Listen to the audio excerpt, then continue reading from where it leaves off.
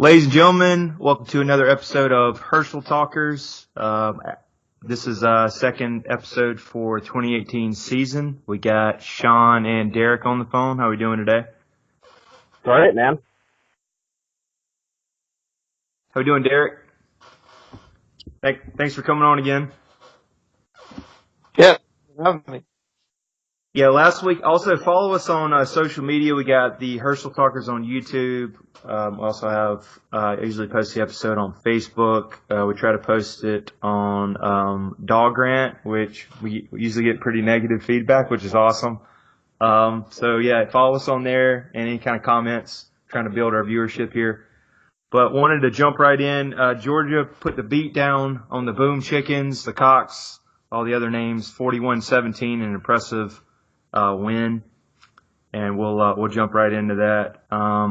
First off, I wanted to tell you guys about my weekend. First off, Derrick, how was your weekend with the game? And I'll tell you about my terrible what happened to me. But anyway, how was yours? How's the tailgate and how's Columbia?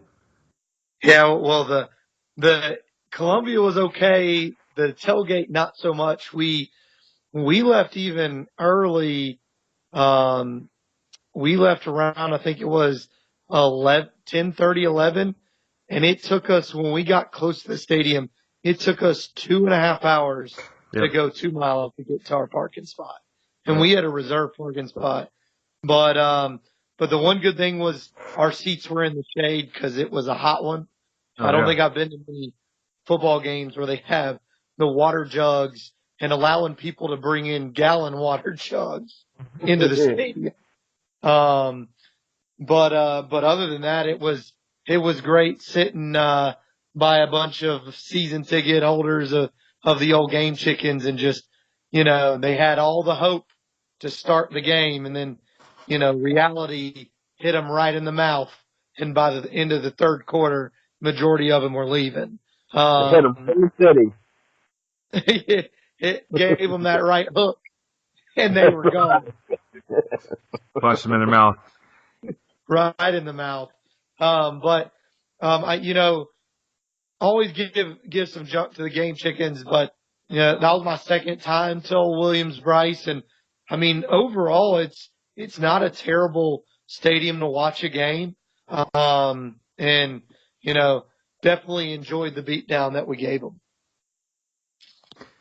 Yeah, I'll give you my terrible experience I had. I told Sean about it Sunday. Of course, he wasn't there for me when I tried to call him. He was busy, but anyway, that's another story. But, all right, so buddy Dan and I got there at probably around 12:30, parked about, I think it was like 0.9 miles away, and, drank a couple beers there. Then, walked up. Well, I've been in touch with the person off Craigslist for tickets. So I was like, he stopped at another tailgate, and I was like, hey, I'll go get the tickets just to, get that stress off there. So I went and got the tickets from the dude at, right across from BP, right across from the stadium. And then this guy, Griffin, who I always talk to, Sean remembers Griffin. We met him in, Jacksonville, Amelia Island this past year. But I was going to go meet him he told me they're at the Estes. It's like a big, trucking, lot. So I'm going over there and I stick my, hands in my, khaki pants. Cell phone and wallet have fallen out, and I'm like, oh crap, are you kidding me? So I'm freaking out, and I'm kind of backtracking. There's people everywhere, as you know. It's thousands of people walking around. So I'm I even try to go lost and found.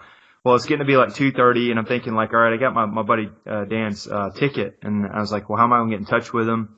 I kind of know the area in the ends, but there's so many people. So I'm well, I have my business cell phone, so I run all the way back to the car, and I'm dripping sweat. It's because it's hotter than hell there. It's just 93, 94. It's humid. The sun's out. So I run back and end up getting in touch with him right before the game. I had to call Verizon to try to find one of the last numbers because, as you know, no one knows anybody's cell phone anymore. I remember his was a 503 or 513. His a Portland, Oregon number. And I get in touch with Dan, and Dan's hey, I knew something was wrong because it wasn't you just to not communicate. So he's I went ahead and bought a ticket. So I was all right, screw it. Well, I'll just go in the game where I go up there and through the scanner and the ticket does not work. And I'm you kidding me? He's you got to go to the ticket office and try to get it checked. So I go up to the ticket office and looks like some other people were having the same problems where there were fake tickets. Anyway, long story short, my tickets wouldn't work at all. I had fake tickets. So I was like pissed, man, after that. So I lost my wallet and my cell phone, and the tickets didn't work all of a sudden. Basically spent like $260 for 2 tickets. So I was pissed. Threw it up in the air. Some of the other scalpers were saying, "Hey man, you want another one?" I think I like flicked them off and cussed at them. And then I went down to this bar called J Corner, and it's like a Gamecocks bar, and I'm just like, man, so mad. I mean, basically when I got there it was 14-0, which was great. So anyway, I'm like, well, maybe I should try calling my phone. Maybe somebody picked it up by accident. Called the phone. This Blake guy answers. I'm like, hey man, you have my phone? He says, yeah. And I was like, hey, sweet. So he's like, I can meet you at halftime somewhere. So I was like, all right, well, I got to check. Maybe I got a phone. And they were texting back and forth. And he's like, hey man, I got your phone and your cards and your money. And I was like, sweet. So long story short, I ended up getting that. Real nice guy from Charlotte. He works for Microsoft. Blake, shout out to Blake out there. Probably doesn't, of course, he's not going to hear it, but he kind of saved me. So watched the rest of it at the J Corner over there. So I got my wallet, my cell phone, but just, bought bum tickets. But ended up bad, but for a while there I was about to have a meltdown, cause especially if Georgia would have lost too. So anyway, Dogs ended up winning, and I got my cell phone and my wallet back. So how was the bar? Was there any other Georgia fans in there? Yeah, there were. There ended up sitting next to an older gentleman, probably like third quarter. He ended up buying like hot, but anyway, he'd been to all the Georgia games except for one over the last 45 years. It's crazy. Season ticket holder. It was probably like 90%, but kind of like the game, around third quarter, everybody was kind of easing on out of there, and it got lighter and lighter in the fourth quarter. So it's kind of like it had like outdoor with the fans going in there. It's a little warm, but it's better than being outside. But it was all right, I guess. Nice. Yeah, because I will say the Georgia fans traveled well for this game. Yeah, it looked like the whole other side of the stands were, I would say, 90% Georgia fans. Right. So anyway, that was my experience. So I was there, but not in the game. But I went 2 years ago, so I'll have to definitely get hopefully another game and actually make it in there. But yeah, watch out for all those scalpers out there. It's almost worth getting a season ticket holder ticket or StubHub. But anyway, jumping into the game, I thought 41-17 beat down from 15-18 for 194, 1 touchdown. Look a little slow, kind of sporadic in the first half. I think I even texted Dan or whatever and said, hey man, what do you think we should pull him? Which I was probably a little preemptive on it, but struggled a little bit, but he turned around in the second half. I thought Holyfield looked pretty good. 9 carries, 76 yards and a touchdown. Cole Hardman was a blazer. As usual, I think he's coming in his own as probably one of the number one targets. I think it was 6 receptions for 103 yards and also a 30-yard touchdown on a rush. So he looked really great. But yeah, want to get your guys' thoughts on the game and kind of get a breakdown. You can go first, Sean. Well, obviously, the score kind of indicates, how one-sided and how dominant it was. It's kind of either one or two things right now, I think, for football in the SEC East. There may be a combination of both. It's either that the SEC East is just, Georgia in relation to everybody else is just that bad, or Georgia's just really that good. But it's pretty much been since like the early 2000s, where every time we go down there, whether they had talent or not, it was a tight game, and we played them close, they played us close, whatever you want to say. But it just wasn't the case this year. It was almost like watching us play, like, I don't know, Kentucky in like 2003 or something like that. It was just the talent level was just was just absolutely, like, the difference in talent was just unreal. To me, the other thing that was really interesting too was, and thankfully it's only a high ankle sprain or whatever, but to me our best offensive lineman is Thomas, right? He gets hurt.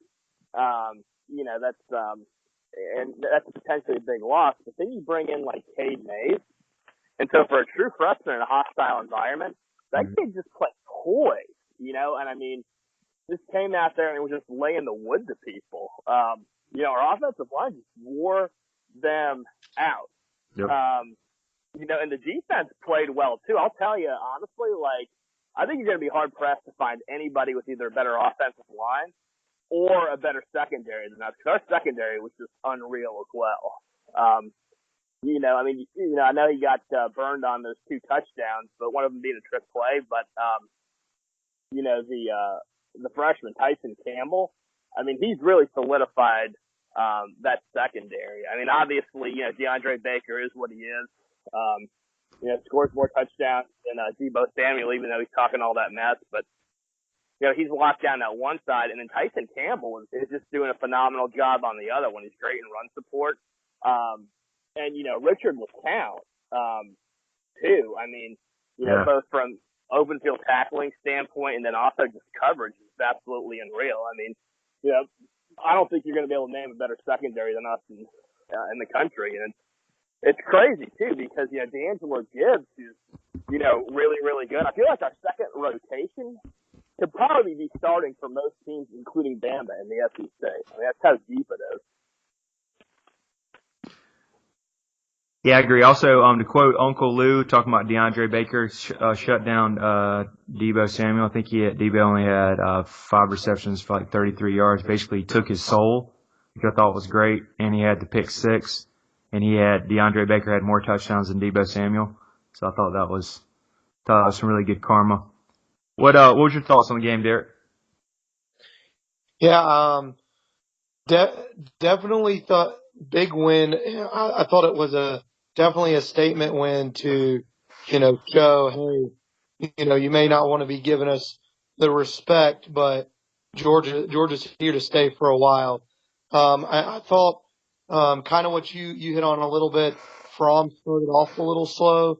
That interception he threw was definitely not very characteristic of him, because usually he doesn't just throw it up there and hope someone catches it. So that was a little, at first I was kind of taken back, but he definitely did pick it up in the second half, which was good. Our running game, of course, is strong. I mean, when you have Holyfield, Swift, and then Harrion was even running good, I thought. So, I mean, when you have that working for you, it opens so much on the passing game.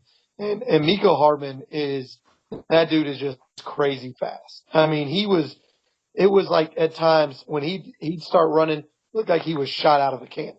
But you definitely could see. Like he jogs fast. Like he's heading back to the huddle, or like like crossing pre-snap. I mean, he's probably faster than Holyfield jogging. Yeah, I agree. I agree. Fucking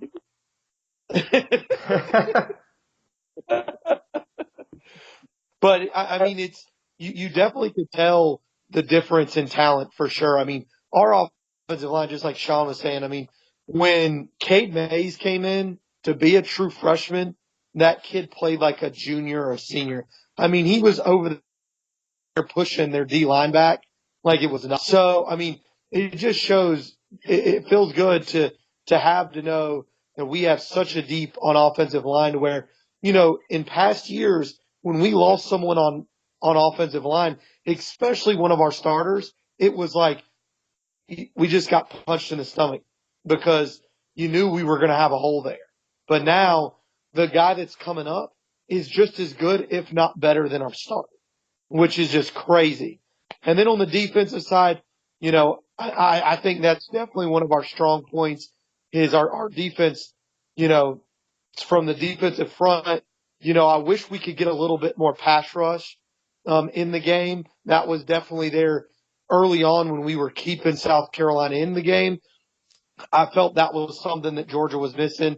But Baker also, I think one of the things that he's got to get better on too is when he dropped that ball, when he made that pick 6 before he got in the end zone. And Kirby made a point on that's the second time he's done that.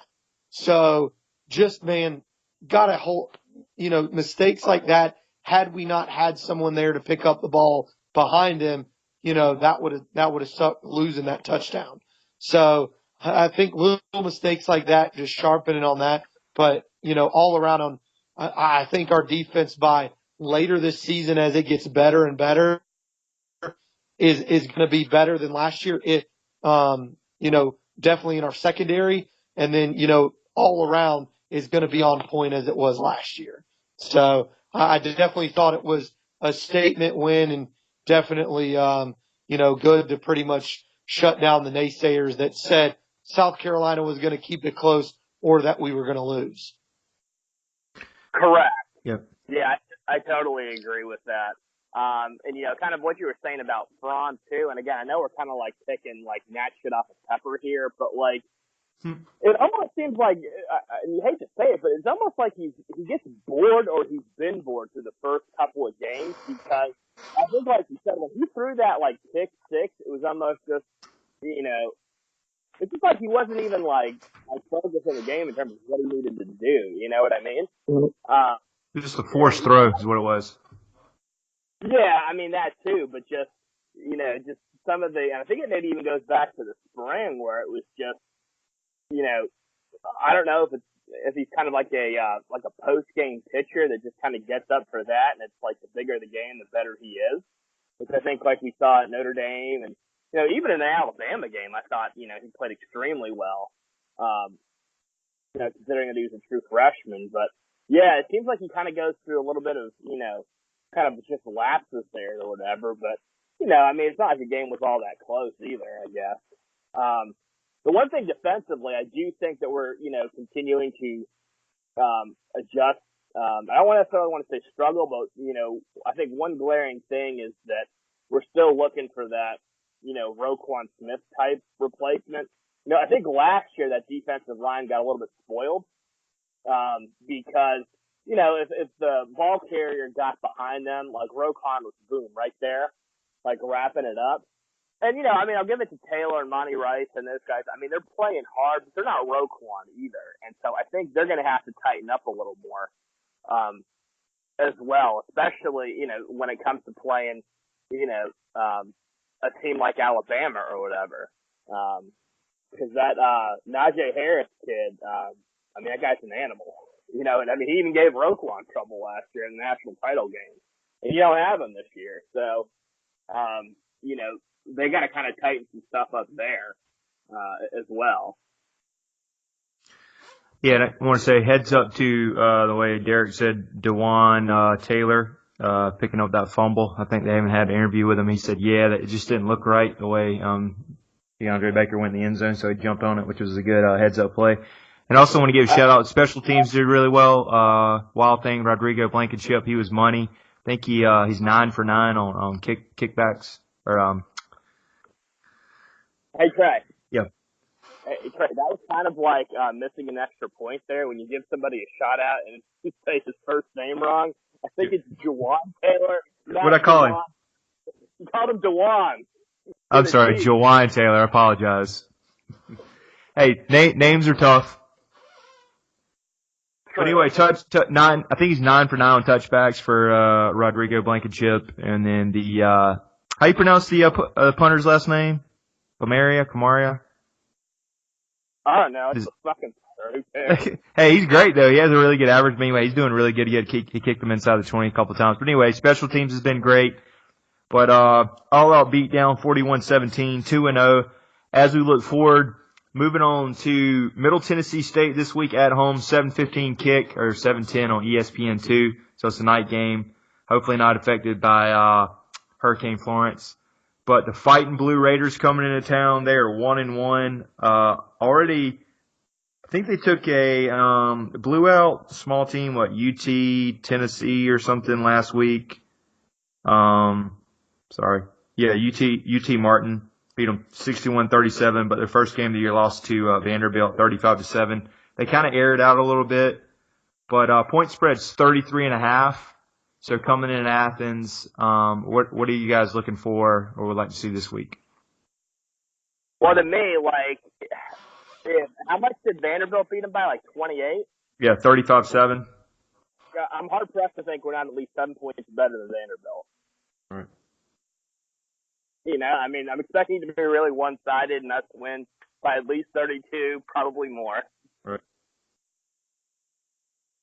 Anything you'd like to see? I mean, do you think maybe try to get Fields, or not Fields, Fromm play until halftime, see Fields come in the second half, maybe get the young guys that just maybe not getting any injuries? Kind of like a dress rehearsal because they do have Missouri. I think it'll be a good warm-up game because they sling it around a lot. it'll be a good warm-up game for Drew Lock in 2 weeks? Yeah, what do you think, Derrick?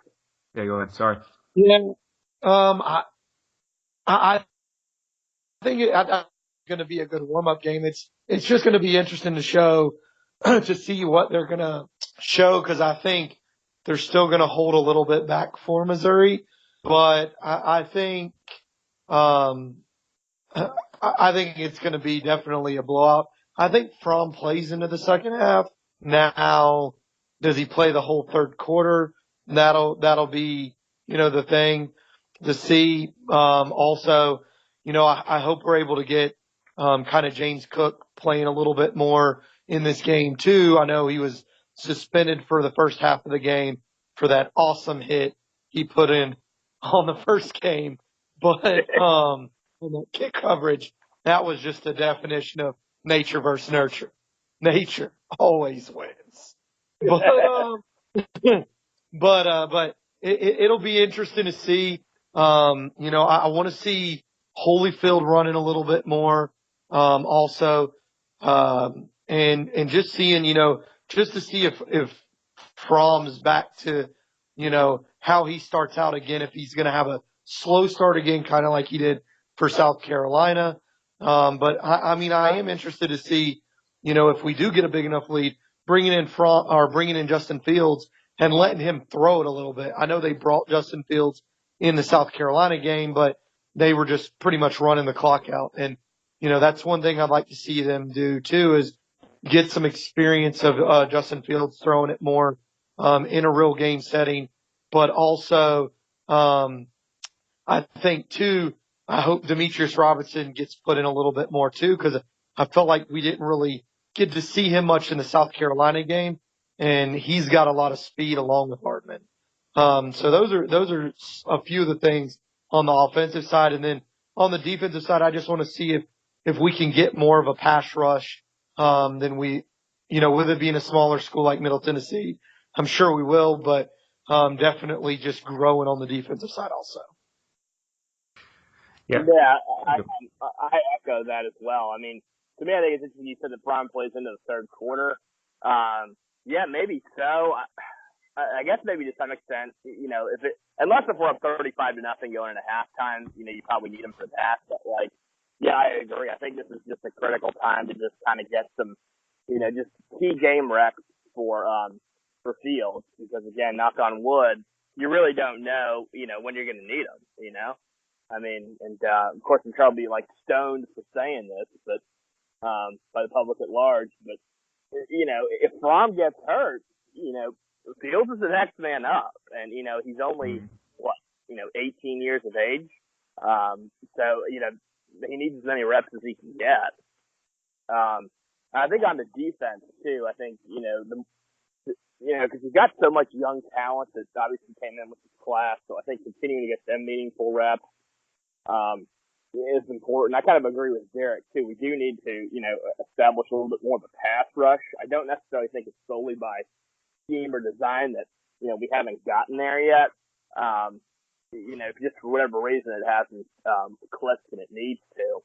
And to some extent, I think too, your reserve depth can kind of help with that as well. I mean, I think what was nice last year was, when you had Carter and Bellamy, as the two starters, you're able to bring in, why is his name escaping me? I just said it. DeAndre Walker. Yeah. DeAndre Walker to bring in there. And I think he had 9 to 10 sacks maybe last year as a key reserve. Right. And so I think kind of just mirroring that, I think it's going to be important, and just kind of finding that next guy that can step up and, generate a pass rush. So, but obviously avoid any big injuries. I think too, one thing I would like to see, and it might be scheme that they haven't been on the field at the same time yet, because it seems like, whenever they've got a hot route for Miko Hardman, we've got some of our better blocking receivers in there, but it'd be kind of nice to see, Roberson and Hardman on the field at the same time. Maybe obviously on some some spread routes or something like that, because that's problematic. I mean, you got two blazers right there, and you got to pick your poison. Right. Yeah, I definitely agree with all those. Hope it's like a dress rehearsal, give them a beat down, jump on them in the first half, and hopefully kind of finish them off. But next we're gonna look at some hot takes from last week. Were interesting. So I love Florida losing to Kentucky. 31 game streak ended 27-16. I think it's really a bad look for Dan Mullen. Hey, you're coming in right away as your first year coach, losing to Kentucky 27-16.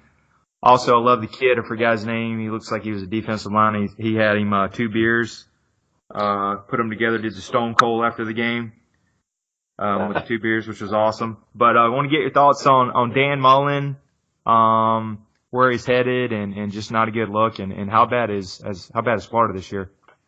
Yeah, that was a terrible loss by the old wearing Gators. When you think of all the coaches that they have had recently, even when Muschamp was there, he didn't lose to Kentucky. I mean, of all the coaches they've had, they haven't lost to Kentucky. And then he comes over, and everyone looks at Dan Mullen as the savior, which to me, I never understood. When he was a decent coach at Mississippi State, but when you're at Mississippi State, you win in 8 or 9 games, they're happy. So, and he had that good year with Dak Prescott. But other than that, to me, Dan Mullen was never I never have looked at him as like a coach that's going to get you over the top. And, the media played it as if he was going to come there and Florida's going to be back in, playing for national championships now that he's back home, back at Florida. Well, again, they got that right.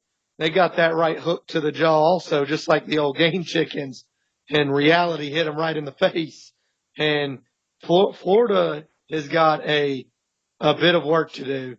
I think one of the biggest problems for them, their quarterback, they just have a lot of issues. It was so bad that they lost to Kentucky that one of their running backs announced that he was transferring after the game. Right. Just not a good look. And hats off to Kentucky for finally beating them, and give them a little credit. They do have a good running back in Snell, and and good for them. So hats off to Kentucky, and man, the old wearing Gators got a long way to go.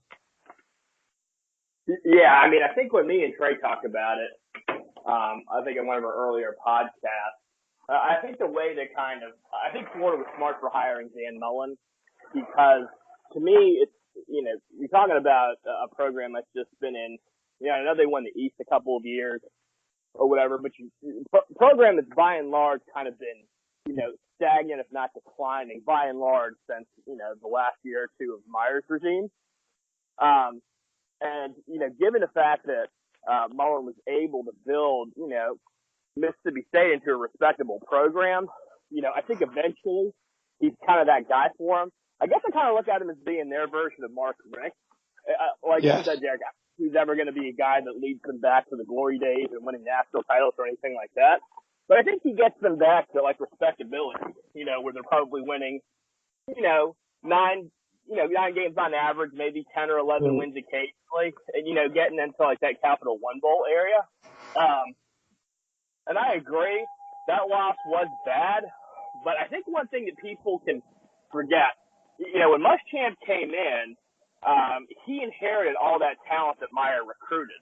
And to Muschamp's credit, he developed that defensive talent, and he, after he had was gone, I think the history showed that he had also himself recruited very well and left Swamp Donkey with a pretty good group of talent as well. Swamp Donkey, not a recruiter at all, and so I think that the cupboard was so bare. Trey, what was it 2 years ago that we had 11 recruits that were ranked higher than Florida's best recruit or something ridiculous like that? Yeah, that's right.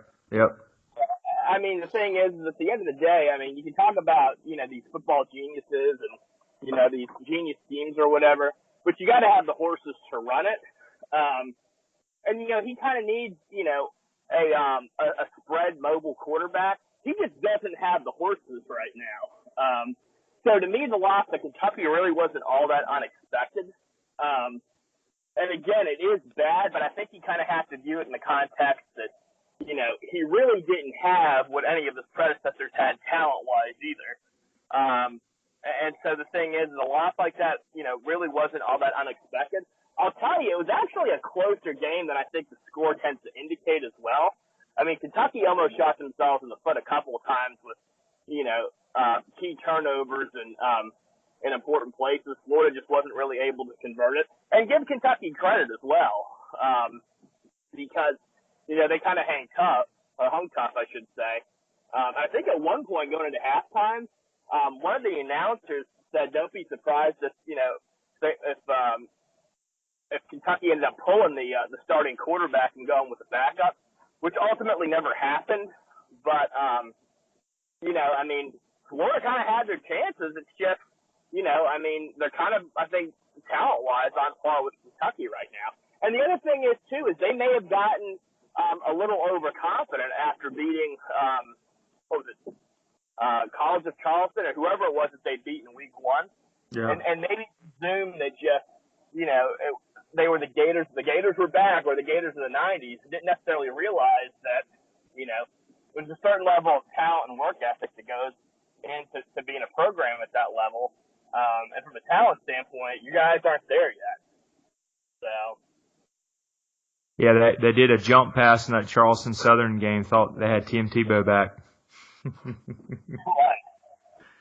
Yeah, I just thought that was funny. Yeah, Dan Mullen's got some problems. Yeah, I love when we go down to Jacksonville. Hopefully dominate them. But yeah, the other one I want to talk about is I was reading today.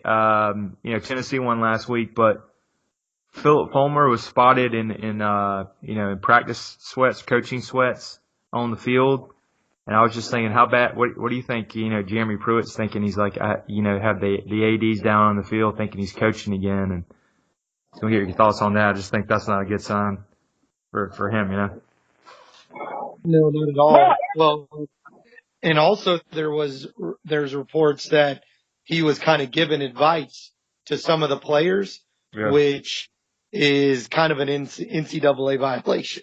So, so that's the real funny part is old Fulmer better be careful, get his school in trouble. But, one of the things is Rollbrook was never his friend anyway.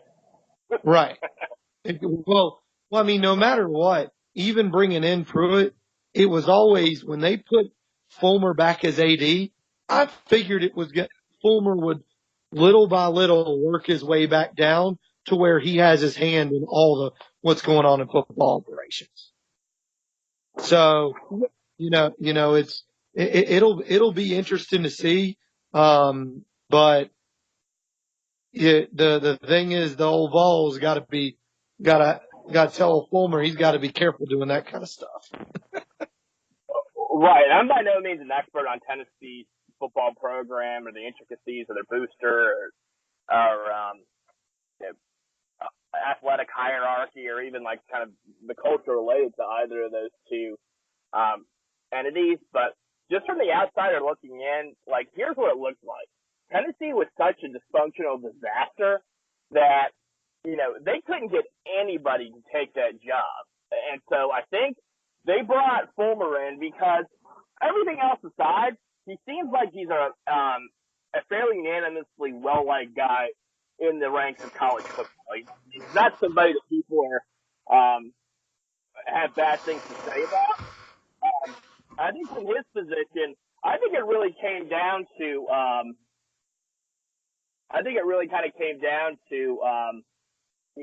when it came to the hiring decision, Mel Tucker or Pruitt. And I think that, kind of his decision for pressing Pruitt was, it was kind of pick your poison. Do you want a guy that's probably going to be a lot more professional? It's going to kind of teach your kids to do things the right way. But you're not really certain that you're really going to progress or improve in the program?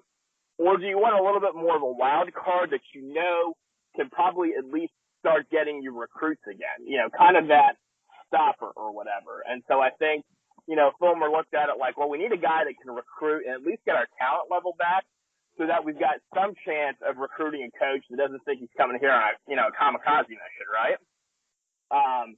But, you know, at the same time, if he's down there and doing things, I mean, yeah, it's hard to know what it is. I mean, part of it might be, again, he's a coach. He's always going to be a coach. That, you know, you do kind of understand, you know, that he wants to help these guys get better and teach. But at the same time, you got to let Pruitt do his job, you know. And I'm kind of surprised Pruitt hasn't candidly told him that yet. And I think it's probably a matter of time, almost certainly a matter of time before there's some type of blow up between Pruitt and the administration and probably Fulmer. Of telling them, you know, how everybody else is doing it wrong. You know what I mean? So I think that's coming. And it's just, you know, again, I think Fulmer kind of got a guy that could, you know, recruit or whatever. But, I mean, you know, let's be honest, too. I mean, that program needs a lot of work. I mean, I'd say they're probably, you know, I guess any school is probably one or two recruiting classes away from being relevant again, right? But, you know, I think in terms of stagnation, I'd say they're probably 5 years behind Florida, in all honesty, you know, because at least Florida's respectable enough to be able to pull a Mullen, and also I think smart enough to realize that, you know, you're not going to get a home run, you know, great national championship coach every time.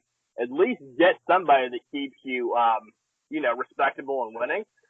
That's one thing that, you know, when you look at like Oklahoma as a program, where it's absolutely amazing. I think that they've gotten better than any other program because, you know, you haven't ever really seen them take a step back with a coach they hire. You know, I mean, you go back to Bud Wilkinson and then, you know, getting Barry Switzer and then bringing in, you know, I guess they had that lull when they were on probation or whatever, but then, you know, I mean, they weren't that irrelevant all that long, maybe 8 years. Then you get Big Game Bobbin and you've got Lincoln Riley. I think ideally that's kind of how every program in the nation kind of wants to run it. And Ohio State's another one that's that way, where, you know, by and large, if they're not relevant and kind of competing for conference titles, they're moving on. And, you know, they're keeping their program fresh enough and talented enough and successful enough that they can kind of recruit those key guys without completely driving it into the ground, like Tennessee has kind of done here. And I think like Auburn has had a history of doing that as well. So again, you know, that program's it's in a very difficult spot. I think probably about the best they can really hope for is that Pruitt's able to kind of get them some key recruits, make them respectable again from that standpoint. But I mean, let's be honest. Had he been anything better than a 7-5, 8-4 coach at his best, we would have been surprised. So, I mean, it kind of is what it is. I think it's just a matter of time before this kind of blows up. And I think if you're a Tennessee fan, you're just hoping that it lasts long enough and Pruitt has enough, you know, success to kind of get some of those good recruits in. Like, that's what Lyle could do. Lyle could recruit pretty damn well. You know, I mean, he didn't win anything, but, you know, at least he kind of had recruits coming in. And I guess when you look back at it, too. Bush Jones, Lyle.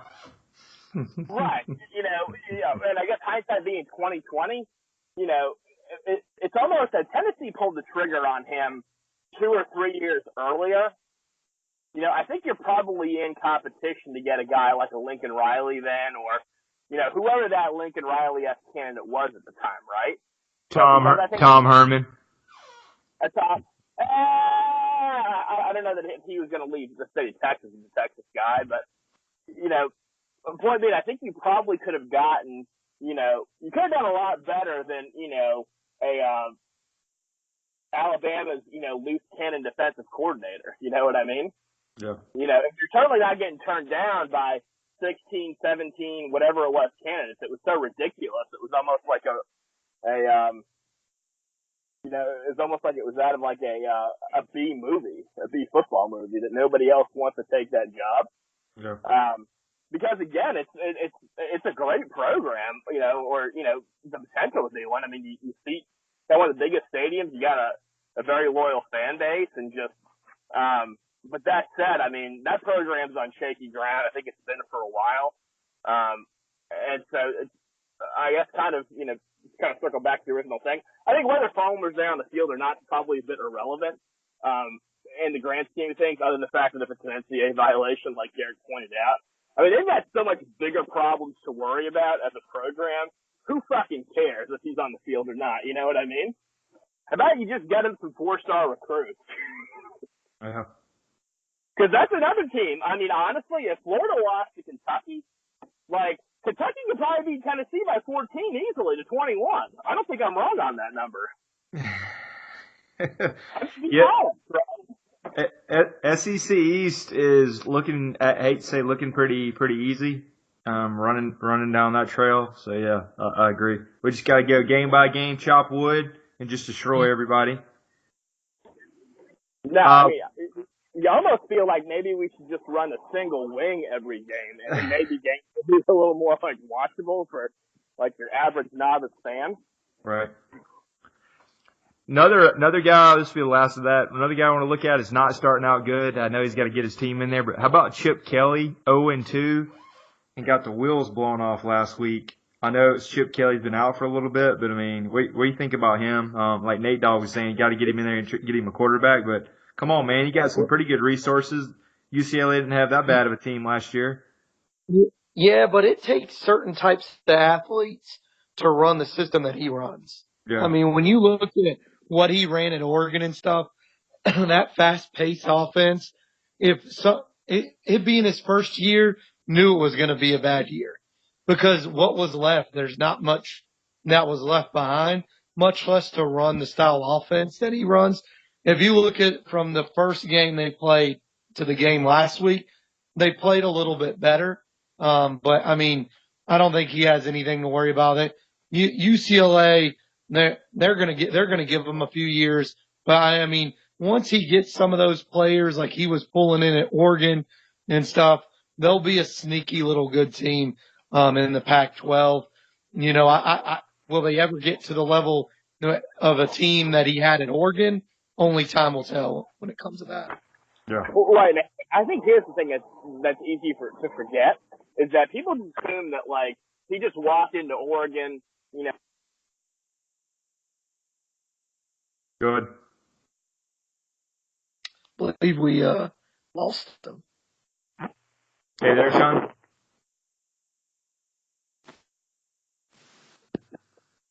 Sean? All right. What were your thoughts on that? I mean, I think I agree with Derrick. I think the other thing people forget about, though, is that it's not like Chip Kelly just walked onto Oregon's campus one day and, just took some scraps and turned them into this winner. It's not like he took a safety and converted them into a quarterback and all of a sudden they're winning. He was the offensive coordinator at Oregon for, 2 or 3 years? So he had an opportunity before he became the head coach to kind of get his guys and players in there. I mean, when he went into UCLA, he was taking over from a program where the offense was, it was a pro-style offense. And so, that quarterback he's got, he's kind of a pro-style guy. I mean, and that just kind of changes things a lot. It kind of handicaps you a bit or it kind of limits the effectiveness of your offense.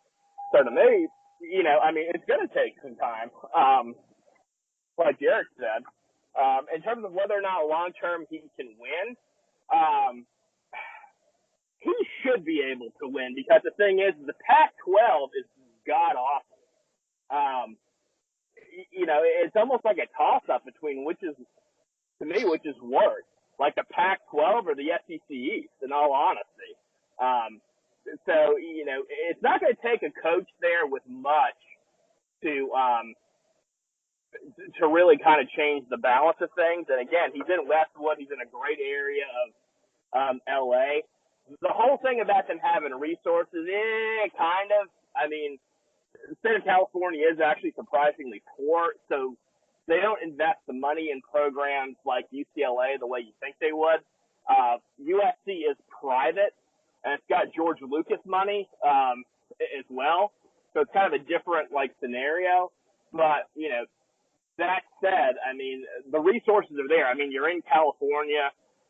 There's plenty talent there to be able to convince kids to come. I mean, Christ's sake, if you could get, kids to come to Eugene, Oregon, which is kind of dreary and cold and drizzly, most of the time, and let's be honest, not exactly a hotbed for, college football talent. He's going to be able to get his guys in there. I mean, to me, if he doesn't, if he's not competing for Pac-12 titles, and within 2 years or so I'd say by next year you should marketably see them improve. Then, unless if it's injury related, then yeah, I mean, you're kind of like scratching your head a little bit because again, the Pac-12 is trash this year. I mean, did USC even score a point against Stanford? They got 3. Yeah, 17-3.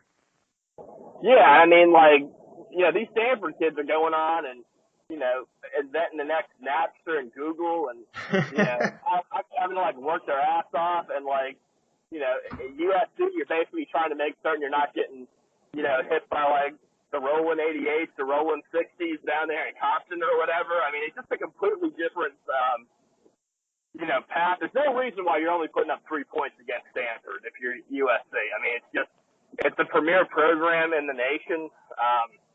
It's not a hard place to recruit at. I guess unless if you're Todd Hilton. But that's kind of the program historically speaking that, has kind of dominated there, and they're way down. So this is kind of one of those opportunities for, UCLA, and Chip Kelly to be able to, to really make a move.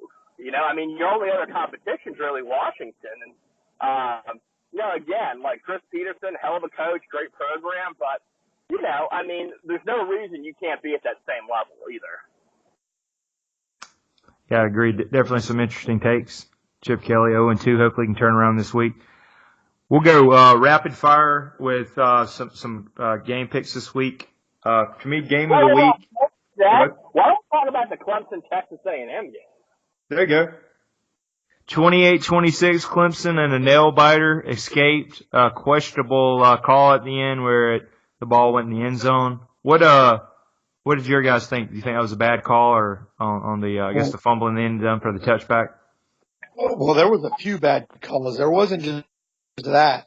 I mean, there was a bad call earlier in the second half when Mon went down and they had to bring in the backup. Texas A&M was driving, and the backup went to go throw, and then he lost the ball, and Clemson got it, pretty much handed it to the Clemson guy. And then that next play, Clemson throws it deep for it was 30 or 40 yards. And no joke, Clemson's receiver legitimately pushed the DB down, and the refs didn't call offensive pass interference or anything. I mean, I felt like I was playing NFL Blitz on my N64 like I used to do back in the day to catch a ball. Craziest stuff, but, Texas A&M, the one thing is I will say, I mean, they had opportunities to take that lead. It was almost Clemson wanted them to take that game. I think A&M's quarterback, he's going to be really good.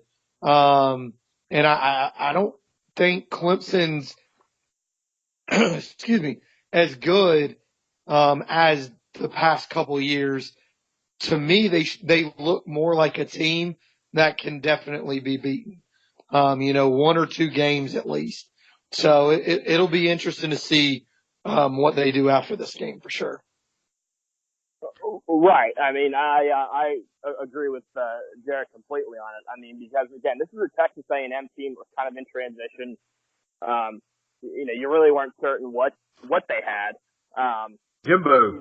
Talent standpoint, but Clemson brought back their entire defensive line, had a really great recruiting class. You've got the savior himself, Trevor Lawrence there, right? Along with Kelly Bryant as well, that kind of is a nice, supplement to the skill set. You've got, wide receivers for days, and you should have lost that game. And the thing is, it's not like one of these situations where the game was super ugly, it was low scoring, and bad weather or whatever. I I mean, they move the ball on them all day long. So I think as a defense, you're kind of concerned with that. To me, Clemson's offense, and again, I get, Trevor Lawrence, true freshman, going down in a hostile environment. At some point, you do have to pump the brakes a little bit and say, well, look, it's a freshman. He's probably going to have some times where he struggles. But, Clemson really couldn't run the ball effectively. To me, their offense kind of looks like it's designed to kind of hit some big plays, but it doesn't look like if it plays a very tough defense that it's, built to be able to make sustained drives, sustained scoring drives, I should say. The way it was in the past. I mean, the running game didn't really look all that great to me either. I mean, I get that, they had some success with that, but, at the same time, Texas A&M's defense isn't that great either. You know what I mean? I mean, that's one where you're probably looking for Clemson to come out and probably win by at least 10 or so. And I think more importantly than that, you're probably looking for Clemson to maybe only give Texas A&M like 10 to 14 points at home with as good as that defensive line should be. And that wasn't the case at all. So, I mean, and again, sometimes you have a bad day or whatever, but they didn't look like they were the second best team in the country to me by any means. I think Georgia could easily beat that program. Yeah, I think the secondary's got some holes in it. Mm-hmm. But they got a clear path to the playoffs or to the ACC because ACC's down this year. So I think that was their game to lose. So, they're talking about them running the table, but got to still play them. No, you do. And hey, I mean, who knows? The thing is, if Clemson kind of doesn't shore up some of that stuff, I mean, they could lose a surprise game. I mean, they did when they won the national title. They lost to Pitt or whatever. And that was a lot more complete team than this one is, I feel like, at this stage of the game. If nothing else, they John Watson. Lost to Syracuse last year. Yeah, I mean, and again, the thing is, really all you need is, so Clemson's already kind of on average losing kind of one of those games a year. All you need is one more, additional loss, and they might be out of the playoff picture. Yeah. Very good points. That was good call bringing that up. I forgot about that game. But going to this week's game, so we'll go rapid fire here quickly. So game of the week, what I think, just because it's in the SEC, you got LSU travels to Auburn, number 12, LSU against number 7 Auburn. Point spread's 9.5. What's your guys' picks on that? Well, I'm actually going to borrow off of our buddy Uncle Lou, because I was listening to his podcast earlier in the week, and he called this game a make or break game for each of these programs. And I think he's 100% right on that, because both of these programs are going to have to play Alabama later in the year, and they both play Georgia. Those are 2 losses to me for both of those programs. So they each already have a loss going into this, or 2 losses already in the SEC. So to me, the winner of this, the loser of this one, I think, is pretty much out of the SEC race. I mean, again, obviously you can still have upsets, or whatever else. Maybe, Alabama has a hiccup or whatever else. But, right now on paper, probably both of these programs are catching an L to us and to Bama, right? So that's already 2 losses. You got to win this game, both of them. I mean, otherwise, I think your season's done. So who you got, Sean?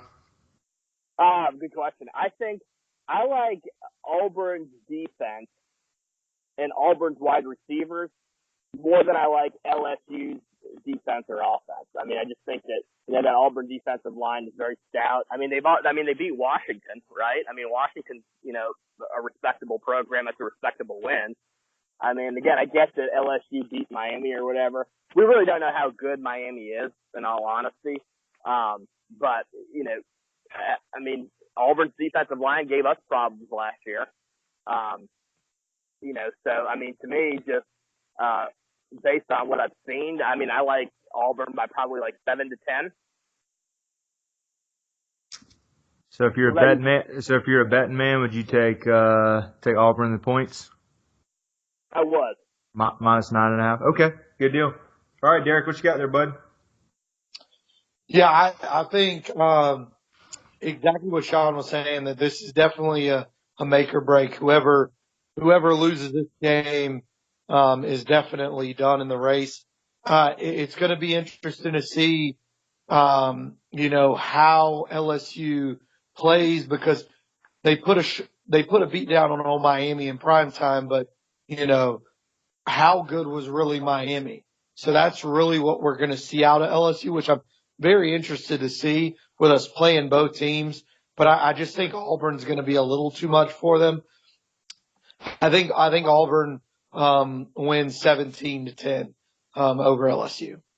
Okay, so Derrick's picking Auburn, but take LSU in the points plus 9.5. Yeah, I think I'm going to go with Auburn, too, just because another one, 13-game winning streak at Jordan-Hare. That place is going to be rocking, and it's going to be revenge from last year. Auburn was up 20-0 and kind of had a meltdown, and LSU came back and beat them. LSU, not really a good team last year. And I know Waterboy Aldron's got, guys back against the wall, but if I could yeah. just add, too, Good. I think LSU's quarterback, his passing percentage is still only 40%. So Yeah, transferred from Ohio State. Was it Burrows, I think? Yeah, so the thing is, you're going to have to do a lot better than that. You're going to need probably 65%, every bit of 65%, I think, with that Auburn defensive line to have any chance to beat them. Again, I just don't think LSU's got it. Yeah, I'm going to say 28-17 Auburn just because, and you get that home field advantage. So we're all going with Auburn. Next one we'll stick in the SEC. I don't know if it's going to be much of a game, but it's interesting. Got Alabama travels to Ole Miss, and that's Alabama minus 21. Ole Miss been playing pretty good, 2-0, been slinging the ball around, got pretty good offense, but it is Bama comes to town. Hoity-toity at the Grove. What's your thoughts on that? What's your picks?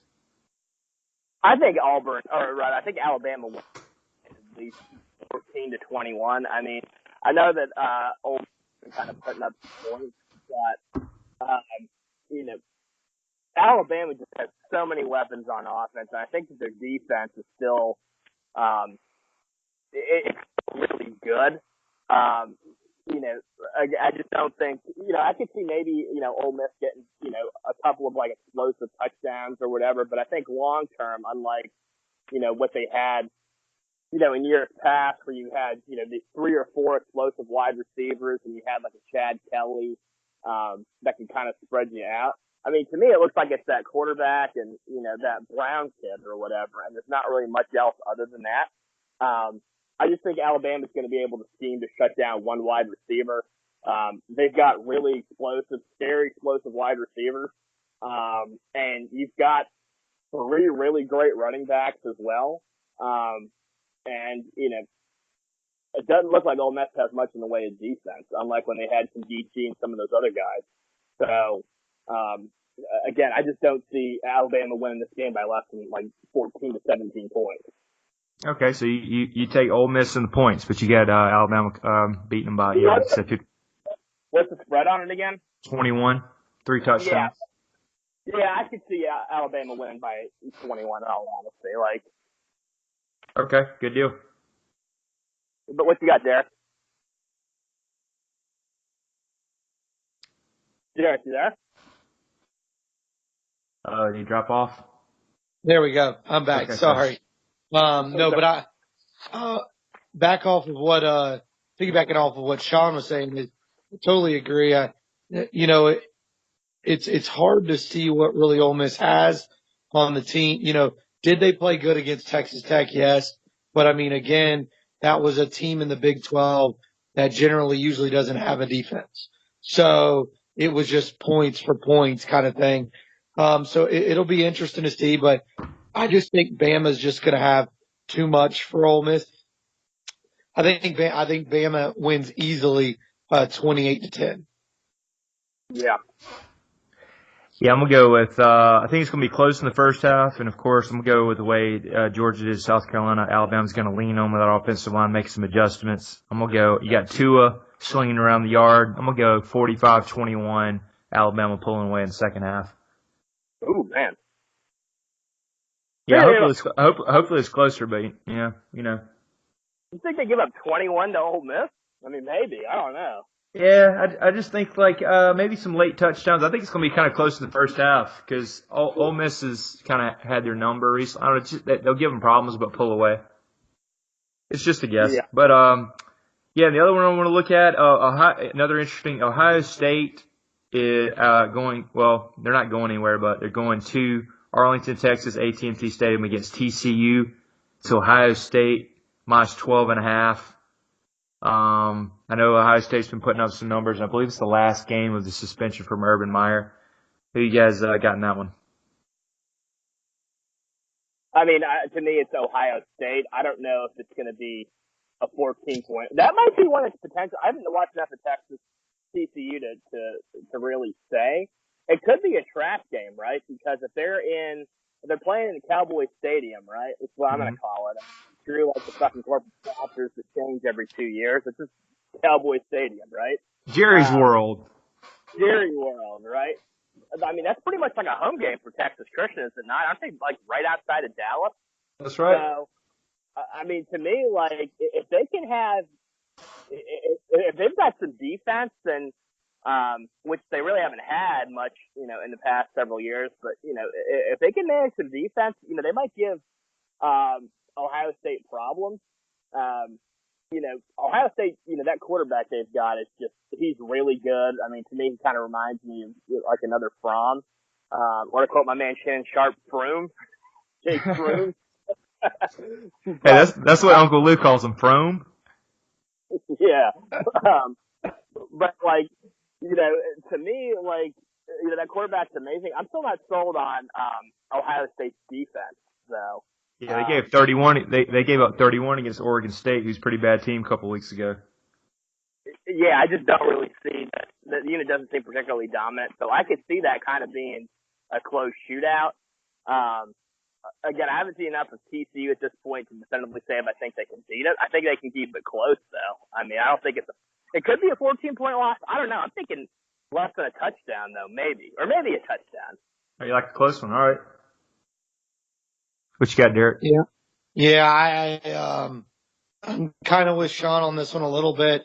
I definitely think it's going to be a close game, but the one thing is Ohio State, the two teams that they pretty much put a whooping on, they beat an Oregon State team that won like 2 games last year, and then they beat a team in Rutgers that's won like just a few games like the year before. They're not a very good team.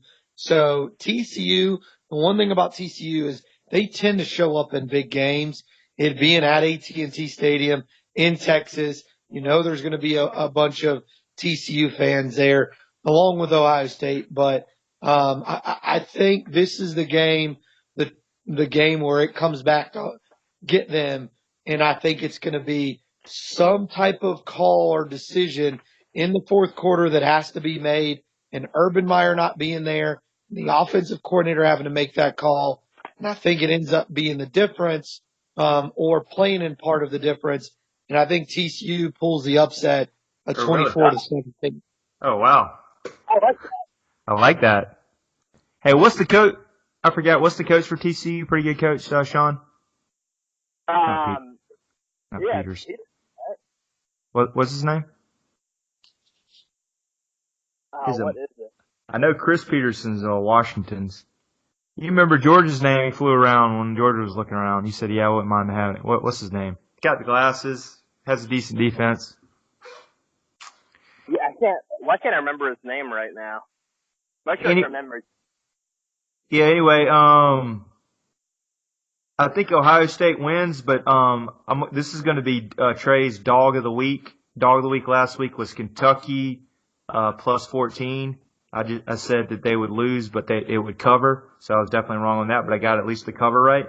So this week I'm going to go with, I like I like TCU plus 12.5 as the dog. I think it's going to be 31-20. Ohio State's still going to win, but if you're betting, take TCU plus 12.5, and that's Trey's Dawg of the Week. We're 1-0 coming off last week. So, let's go through, like, at this point, like, we're 2 weeks into the season, about to be 3 weeks on. At this point, why don't you guys rank for me, like, top 6 programs nationally from what you've seen? Well, I'll give you, speaking of that, I have the AP top 5, so we can go through that. So we got Bama at number 1, number 2 Clemson, number 3 is Georgia, number 4 Ohio State, number 5 is Oklahoma, and if you want to throw 6 in there, Wisconsin's 6. You can give your thoughts on that. Derrick, where would you rank them?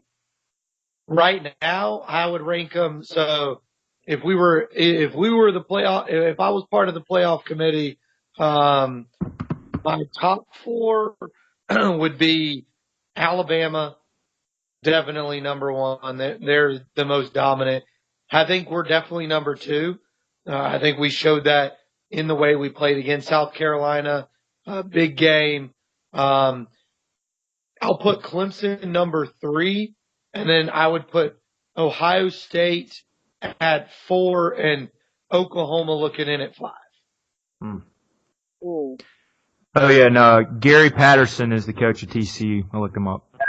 Yeah, that's what So if it's me, like, it's an interesting question. At this point in the season, like, I probably would say I'd put Georgia number 1, although I think Woo! I like it. Just because I think, our win over South Carolina on the road, South Carolina is still a top 25 program. I think in all probability, I think the season will show that out. Not more. But I think that, like, when, the season's all said and done, I still think they end up top 25. Yeah, definitely. Yeah. To me, that's the most impressive win of any program in the top 6. To me, I think Alabama's number 2. Obviously, again, this is subject to fluctuation and everything else. To me, number 3, I think, is clearly Oklahoma. I mean, that Kyler Murray kid's an amazing quarterback. I mean, they're putting up points. And to me, they're winning a lot more consistently, across the board, than either Clemson or, Ohio State at this point. And I'd probably put Ohio State number 4, just because I think that, again, I think they're a little bit more consistent than Clemson is right now. I think that they're probably a little bit more complete on offense as well. Again, to me, when you kind of get in the playoffs, like, you need an offense that can kind of give you sustained drives and score. And I don't think Clemson's built for that. I think Ohio State's more built for it than they are. I haven't really watched Wisconsin, but I'd probably still take Clemson over them at this point. Again, just because, I think Clemson's still got talent. And again, it's like taking that shit off of Pepper, but like, Clemson's still, a good program. So again, I go Georgia, I go Alabama, then I go Oklahoma, and then Ohio State, Clemson. I thought it was a joke that Clemson didn't drop at all, to be completely honest. I mean, again, I get that you won, but you should have lost. It seems like in years past, a program, ends up falling back a little bit because of that, especially if, a team like Georgia just goes on the road and just manhandles a top 25 program in their own stadium. You know what I mean? Totally agree.